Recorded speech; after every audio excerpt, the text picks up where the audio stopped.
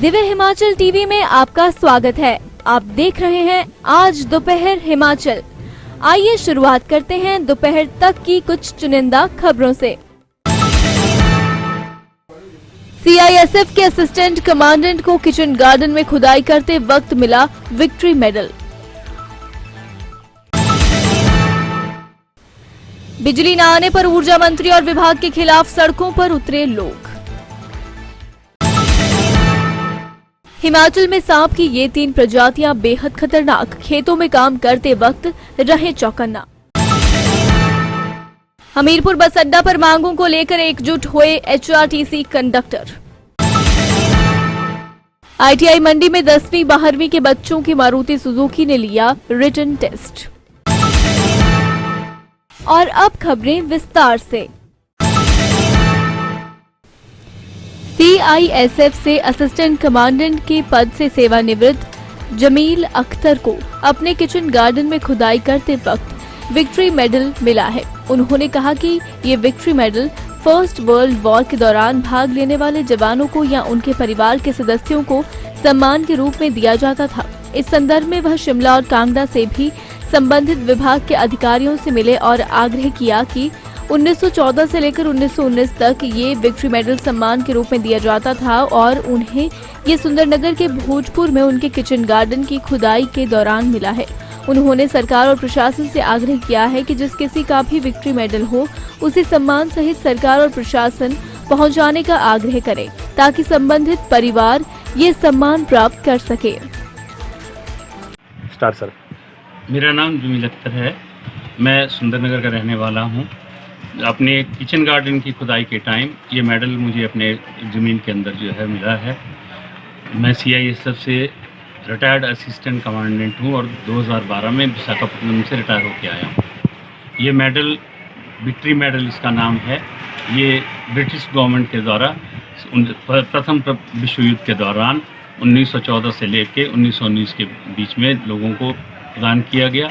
जिन लोगों ने उस वर्ल्ड वार में पार्टिसिपेट किया या उस टाइम में जो प्लेन थे उनको उड़ाया या लेडीज स्टाफ जो नर्सिंग वगैरह की जिन्होंने उस युद्ध के दौरान सेवाएं दी, उनको ये सबको प्रदान किया गया है। तो मैं इसके लिए जियोलॉजिकल सर्वे ऑफ इंडिया के ऑफिस में मंडी गया।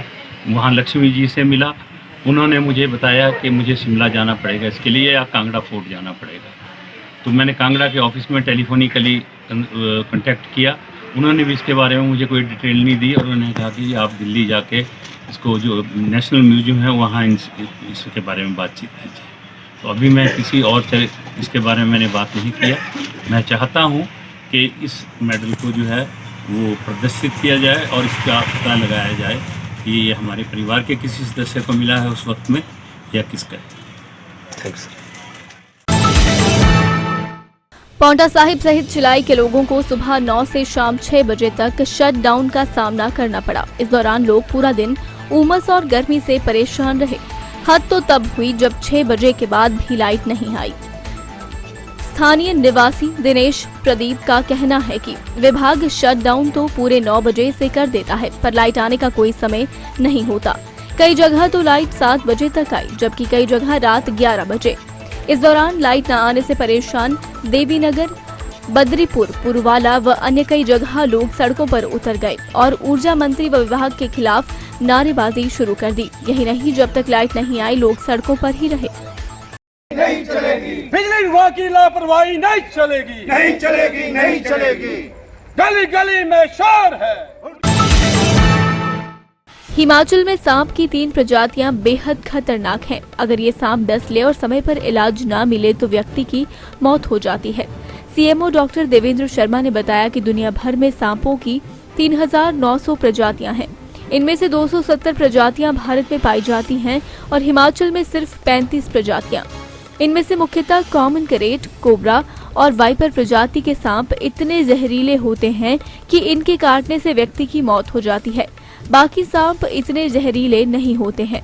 जो हमारी रोजमर्रा की जिंदगी है, अपनी आजीविका कमाने के लिए हमारे जो जनता है, हमारे जो लोग हैं खेती बाड़ी करते हैं, खेतों में जाते हैं, घास की कटाई के लिए जाते हैं तो कई बार सांपों से वहाँ पर टकराव हो जाता है। हालांकि सांप किसी को काटता नहीं है। सांप जब भी काटता है वो अपने डिफेंस के लिए काटता है। सांप के ऊपर पैर रख जाए, सांप को ऐसा लगे कि मेरे ऊपर हमला हुआ है, तो सांप अपने बचाव में काटता है। और जब भी कभी सांप काटे तो बिना समय बर्बाद किए जिस व्यक्ति को सांप ने काटा है उसको सीधे अस्पताल में आना चाहिए और पूरा साइंटिफिक वैज्ञानिक तरीके से इलाज कराना चाहिए। क्योंकि हमने यहाँ पर लोकल सेटिंग में देखा है कि लोग झाड़ फूंक और तंत्र मंत्र कुछ ऐसी चीज़ों में समय गंवा देते हैं और उसके बाद जब अस्पताल में आते हैं तो काफ़ी समय निकल चुका होता है और जो सांप के काटने की जो तकलीफ है वो काफ़ी बढ़ चुकी होती है और रोगी को बचाना मुश्किल होता है। सांप के काटने की जो एंटी स्नेक विनम है वो हमारे हर अस्पताल में उपलब्ध होता है। वो जितने जल्दी उसको सांप द्वारा काटे हुए व्यक्ति को लगे उसका फ़ायदा मिलता है।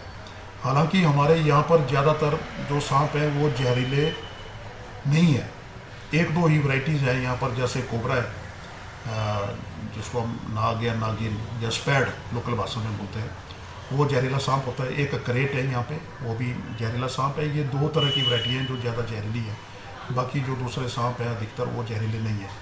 और जब भी किसी व्यक्ति को कोई सांप काटे और सांप दिख जाए तो उस सांप को मार के अगर उसको बोतल में या पकड़ के अगर डॉक्टर को दिखा दिया जाए तो डॉक्टर को उससे पता चल जाता है कि किस वैरायटी का सांप है, तो उससे किस तरह का ट्रीटमेंट देना है। जो ज़्यादातर सांप हैं कुछ उसमें जो वैरायटीज़ जहरीले सांपों की जो वैरायटीज़ हैं कुछ हीमोटॉक्सिक होते हैं, कुछ न्यूरोटॉक्सिक होते हैं। न्यूरोटॉक्सिक का मतलब है कि जो दिमाग वाला शरीर का सिस्टम है, नर्वस सिस्टम है, उसके ऊपर एक्ट करते हैं, उससे पैरालिसिस वाली तकलीफ पैदा होती है। और जो हीमोटॉक्सिक है उसमें शरीर के अंदर ब्लीडिंग शुरू हो जाती है, विभिन्न अंगों से ब्लीडिंग शुरू हो जाती है, ब्लड लॉस होता है, उससे जो है रोगी शॉक में जाता है, यानी उसका ब्लड प्रेशर फॉल करता है, उसके बाद कार्डियक अरेस्ट होता है और उसके बाद डेथ होती है। तो इस तरह का मैकेनिज्म होता है। अगर सांप की पहचान हो जाए कि किस तरह के सांप ने काटा है तो शुरू से उसी तरह का इलाज डॉक्टर लोग देना शुरू कर देते हैं, जिससे कि रोगी को फ़ायदा मिलता है। तो मेरा एक संदेश यही रहेगा कि जैसे ही सांप काटता है या पता भी नहीं चलता है कि सांप ने काटा है, परंतु ऐसा लगता है कि कहीं पर कोई प्रिकिंग सेंसेशन है या पेन है या सोजिश आनी शुरू हो जाती है किसी अंग में, हाथ में या पाँव में, या नीलापन आना शुरू हो जाता है, तो उसमें वो एक संभावित स्नेक बाइट का केस हो सकता है। हिमाचल पथ परिवहन निगम डिपो हमीरपुर के परिचालकों ने गेट मीटिंग फिर शुरू कर दी है। बीते मंगलवार को शिमला में आयोजित हुई परिचालकों की ये बैठक के बाद गेट मीटिंग जारी रखने का फैसला लिया गया है। वहीं शिमला में परिचालक अनशन पर बैठ गए हैं। बुधवार को हमीरपुर बस अड्डा पर भी निगम के परिचालकों की गेट मीटिंग हुई। इस दौरान उन्होंने अपनी मांगों को लेकर आवाज बुलंद की तथा सरकार से मांग की है कि इनके ग्रेड पे पर जल्द सुधार किया जाए। परिचालकों ने कहा कि इनके ग्रेड पर कटौती की गई है, जिसे बर्दाश्त नहीं किया जाएगा। इसकी समस्या जो है वो लगातार पिछले 27 तारीख से लगातार चली हुई है, जिसका जो है हमने 27 को भी एक शिमला में मीटिंग की थी। उसके बाद हमने 12 तक एक फैसला लिया था कि हम काले बिल्ले लगा करके जो रोष प्रकट करेंगे। वो भी हमने शांतिपूर्वक करके देख लिया, मगर अभी तक इस समस्या का कोई हल ना तो निगम प्रबंधन की निकाल पाए, ना ही तो सरकार निकाल पाई। अब इसके बाद हमने पिछले कल शिमला में 12 तारीख को फिर से एक मीटिंग रखी थी। उसमें हमने फिर से एक फैसला लिया कि हम ये जो हमारी गेट मीटिंग और काले बिल्ले है इसको लगातार 22 तारीख तक लगा के रखेंगे।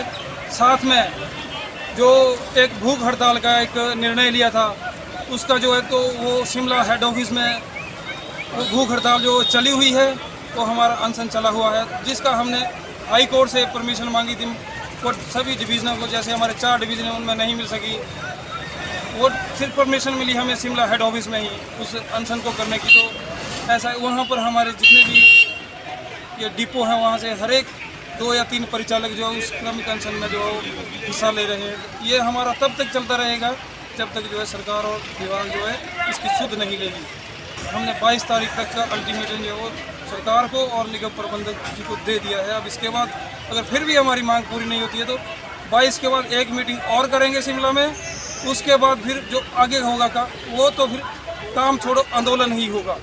उसके बाद हम ना तो फिर पीछे हटेंगे, ना ही तो हम सरकार के साथ कोई कंप्रोमाइज करेंगे। ITI मंडी में smart skills training private limited द्वारा 10वीं और 12वीं पास फ्रेशर प्रशिक्षणार्थियों के रूप में सिलेक्शन के लिए आज और कल लिखित परीक्षा ली जा रही है। ITI के प्लेसमेंट अधिकारी राजेंद्र कुमार ने बताया कि ITI मंडी में मारुति सुजुकी इंडिया लिमिटेड के गुड़गांव एवं मानेसर प्लांट के लिए लिखित परीक्षा ले रहे हैं। इसके उपरांत अंतिम सिलेक्शन साक्षात्कार 19 जुलाई को लिया जाएगा। प्रशिक्षण के दौरान प्रथम माह से ही 13,628 रुपए का मानदेय प्रतिमाह और अन्य सुविधाएं दी जाएंगी। मैं ग्रुप इंस्ट्रक्टर गवर्नमेंट ITI मंडी और प्लेसमेंट ऑफिसर भी मैं ही हूँ यहाँ ITI मंडी से। और मारुति सुजुकी जो कंपनी है वो 2 दिवसीय जो यहाँ मतलब रिटन टेस्ट करवा रहे हैं। आज 13 और कल 14 2 दिन है और 19 को उनकी मतलब इंटरव्यू कराएंगे वो कंपनी वाले। और इसके लिए मतलब जो निःशुल्क प्रशिक्षण है सभी बच्चों को और 2 वर्ष की ऑन जॉब ट्रेनिंग दी जाएगी। इसके लिए एलिजिबिलिटी है मतलब 10th या +2 पास जो भी बच्चे होंगे वो इसमें मतलब टेस्ट में अपीयर हो सकता है। और प्रशिक्षण के दौरान जो है प्रथम माह से ही जो ट्रेनिंग्स को जो है वो 13,628 रुपये वो मासिक मानदेय दिया जाएगा। और अन्य सुविधाएं इसमें जैसे कैंटीन है, यूनिफॉर्म है, इंश्योरेंस व जो भी अध्ययन सामग्री है वो भी कंपनी की तरफ से जो है बच्चों को प्रोवाइड करवाई जाएगी। और 2 वर्ष के पश्चात जो है बच्चों को भारत सरकार द्वारा NCVET सर्टिफिकेट भी जो है इन बच्चों को दिए जाएंगे। और इसमें आयु सीमा 18 से 20 वर्ष रखी गई है। और